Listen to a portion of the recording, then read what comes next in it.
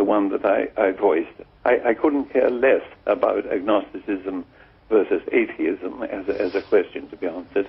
I couldn't care less about whether religion is believed to be bad or good. What I would like is a factual answer, and I believe we can get it. Right. Well, thank you for that. And let me bring in our second caller, Alan Aramid from Warsaw in Poland. You have a question that you want to put to Professor Richard Dawkins? Yes. Good afternoon, Professor Dawkins. Hello. Hello. My question to you is, if one day you die, or after death, you suddenly find out that there is a God out there, what would your reaction be? Will you be surprised? Will you say you are wrong? Or will you just say, please forgive me, God?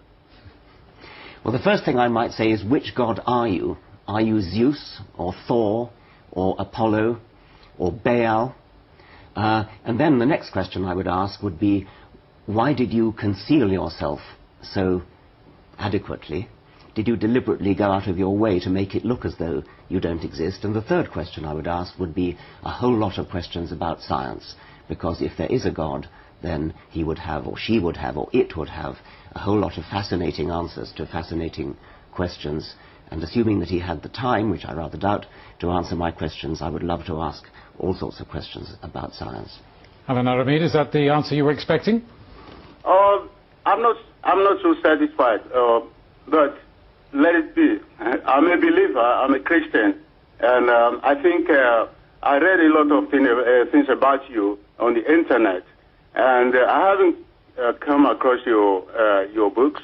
I think I'll read them, but what I think is, it's just impossible for the earth to exist without anything being behind it. I mean, in my own case, God. So that's it. Sorry, in your own case, can you just explain what you mean by that? Yeah, that in my own case, yeah. God is behind the creation. God is the creator. That the earth cannot exist couldn't exist without anybody or anything being behind it. Well, what is behind God then? Oh, well, when we die, we'll know. When you die, what if you get to heaven and it turns out to be Baal? Wait, Professor Dawkins, sorry to cut you. I think, I was also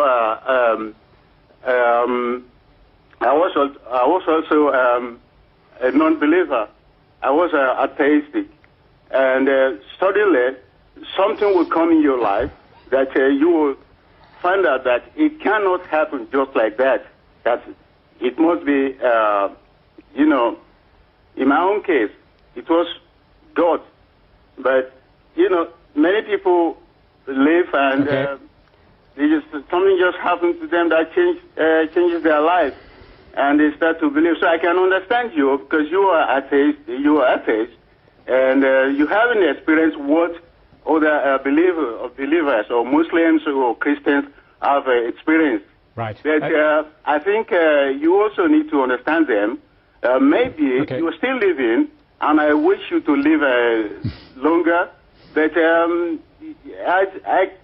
I wouldn't be surprised if one day you just experience something that will convince you that God exists. Alan Aramid, thank you very much indeed. I'm afraid we'll have to end it there. Thank you very much for your call, and end it because we turn now to Istanbul in Turkey, where we can speak to Aslihan Eker. Now, of course, in the case of Turkey, the God Delusion, Richard Dawkins' book, has been published there, but both the publisher and the translator, I gather, are being investigated to see whether charges should be brought against them. Do you believe that the book should have been published in Turkey, given the stand that Richard Dawkins takes on religion? I think yes. I think freedom of expression should be protected by law in any cases, but I think there should be borders. I mean, people should not offend other people in terms of their religion, their race, or other things. Unfortunately, I haven't read the book, but the reader who complained about his book, Mr. Dawkins' book, said that it was an offensive book somehow. But your point is one of principle, that whatever is in it, you believe that it should be published. People should have the freedom to read it. Definitely, yeah, definitely. I think, there is no compulsory in religion. It's what we believe in Islam. So people should be able to express their views if they don't believe God. And I'm sure there will be other people who will confront them if they don't believe what they say. So it should be, this discussion, the debate should be in terms of like intellectual area, not like, kind of in the courts. Aslihan, you wear the headscarf yourself. Tell us a little about your own belief and in particular how you define God, how you define Allah in your own understanding of faith. Right.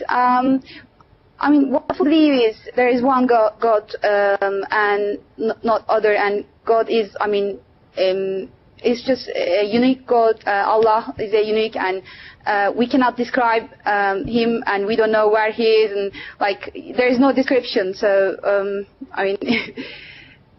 so what? That's it. So, from that standpoint, then, what question would you want to put to Professor Dawkins in that he does not believe in the existence of God?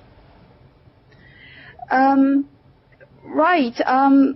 In this case, I would ask him. Not in his belief or not disbelief in God, but in this case, I would ask him whether he thinks that he's offending the people, believers, in any religion, in Christianity or Islam, whether he's believing that, he kind of humiliates people who believes in God. So, Okay.